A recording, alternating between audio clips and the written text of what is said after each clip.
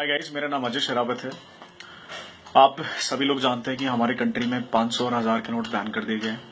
8 नवंबर को मोदी जी के खुद के भाषण के बाद जब ये नोट बैन हो गए तो मैं वेट कर रहा था कि कुछ लोग नई नई तरह की थ्योरीज निकालेंगे, बिकॉज पहली बार करप्शन को खत्म करने के लिए एक पहली बार ऐसा प्राइम मिनिस्टर आया जिसने इतना सख्त स्टेप लिया है। और अगर आप लोग को लगता हो कि ये सडन हो गया, जैसे सारे पॉलिटिशियंस करें नहीं, अचानक कैसे कर सकते हो, जनता कह रही है अचानक कैसे कर सकती हो, अगर आपको ध्यान ना हो, प्रधानमंत्री जी ने हमेशा आपको इशारे से जरूर बताया, it was a part of a plan. ये कभी भी आपके लिए अचानक नहीं था। आपके आधार कार्ड बनाना अचानक नहीं हुआ। आधार कार्ड के बाद जनधन योजना चलाना, जिसमें आपके बैंक अकाउंट खोले गए, आपकी चीजों को पेपरलेस किया गया, वो अचानक नहीं हुआ। सब्सिडीज के पैसे अकाउंट्स में जाना, एलपीजी के सब्सिडी के पैसे अकाउंट्स में जाना, वो अचानक नहीं हुआ। एग्रीकल्चर की सब्सिडी के पैसे अकाउंट्स में जाना, वो अचानक नहीं हुआ। It was a part of a plan. पहले आधार कार्ड, फिर जनधन, फिर आपकी जनधन के बाद आपके सब्सिडीज को भेजना, आपको पहले बैंकिंग से कनेक्ट किया गया। लेकिन फिर भी बिकॉज मेरा कंट्री कभी से आलसपने में जूझता रहा है, तो बहुत सारे मेरे महानुभावों ने, बहुत सारे लाखों लोगों ने बैंक अकाउंट तब भी नहीं खुलवाए। 1 रुपए की कॉस्ट पर बैंक अकाउंट खुल रहा था, लेकिन लोगों ने बैंक अकाउंट तब भी नहीं खुलवाए। बार बार बोलते बोलते मोदी जी थक गए, आधार कार्ड बनवा लो, जनधन योजना के तहत बैंक अकाउंट खुलवा लो, खुलवा लो, खुलवा लो, कोई सुनने को तैयार नहीं था। ठीक है, फाइनली 8 नवंबर को यह स्टेप ले दिया गया कि 500 से 1000 के नोट को हम बंद कर रहे हैं, ताकि हम करप्शन के एक बहुत बड़े लेवल को खत्म कर सकें और पूरी मार्केट की करेंसी मार्केट के अंदर वापस आ जाए, जो कि घरों में दबी पड़ी हुई है। अगर आपने देखा हो, लोग कह रहे हैं कि भाई इससे करप्शन पर कोई फर्क नहीं पड़ेगा, खासकर मेरे माननीय योग पुरुष केजरीवाल जी। सही बता रहा हूं केजरीवाल जी, अगर ये डेमोक्रेसी और कानून ने हमारे हाथ नहीं बांधे होते ना, सच में हम आपका मार मार के मोर बना देते हैं। मतलब सोचो, इतना फ्रस्ट्रेटेड हो गए हम लोग एज ए यंगस्टर, आपको देखते देखते, आपकी बातों को सुनते सुनते। इतने घटिया ख्यालात हैं आपके। एक छोले भटूरे वाला ना दिल्ली में आपसे ज्यादा समझदारी की बात कर सकता है। और कौन लोग? क्यों? क्योंकि मोदी जी ने आपके करप्शन का एजेंडा छीन लिया है। आप आए थे ना करप्शन का एजेंडा लेके, क्योंकि आज मोदी जी ने करप्शन का एजेंडा ले लिया, तो आप सोच रहे हो कि मैं इलेक्शन किस ब्याह पर लड़ूंगा। अरे कभी तो अपनी ग्रीड को छोड़ो, अरे कभी तो अपने लालच को छोड़ो। इतना बड़ा स्टेप लिया गया है, अब तो सुधर जाओ। तुम पता नहीं इनकम टैक्स डिपार्टमेंट में थे या नहीं थे सर, पता नहीं आपका क्या सीन है सर, किसने आपको इनकम टैक्स डिपार्टमेंट में रखा पता नहीं। और कौन कहता है कि आप दिल्ली के मुख्यमंत्री हो यार, बस हम आपसे ही दुखी हो गए हैं। मतलब ऐसे ऐसे स्टेटमेंट। अच्छा देखो, करप्शन के केस से कौन कौन बौखलाया। अरविंद केजरीवाल जेन्युइन था, राहुल गांधी जेन्युइन है भाई, जिंदगी भर परिवार ने घोटाला ही तो किया, और क्या किया है। कौन कौन अगेंस्ट खड़े हैं? मुलायम सिंह यादव मुलायम सिंह यादव को आप ऑनेस्ट लीडर मानते हो? लालू प्रसाद यादव, उसका जो फॉर्डर घोटाले में तो खुद जेल से छूटा, उसको आप ऑनेस्ट लीडर मानते हो? मायावती, नोटों की माला पहनने वाली ऐसे लीडर। ऑपोजिशन में कौन कौन है? ममता बनर्जी, जिसने खुद कलकत्ता का भट्टा बिठा दिया।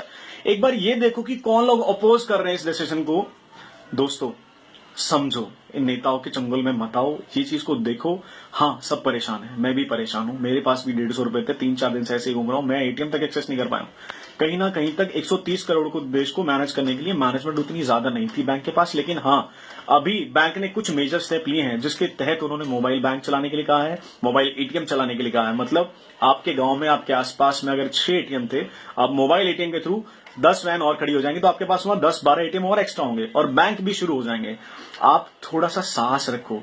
और जितने भी लोग समझ रहे हो ना करप्शन सिर्फ नेता के पास है या किसके पास है, सोचो कर नेता के पास पैसा आता कहां से है। नेता को पैसा देने वाले हैं कौन? बिजनेसमैन, वेंडर्स, ट्रेडर्स, ये परचून की दुकान चलाने वाले, जितने भी जहां पे बैठे हैं, चांदनी चौक चलाने वाले। मेरा पूरा दिल्ली जानता है कि कैश पर मार्केट कैसे चलती है। आज भी दिल्ली में कितने % दुकानें हैं जो आपको बिल देती हैं? कोई बिल नहीं देता आपको। इस बात को समझो।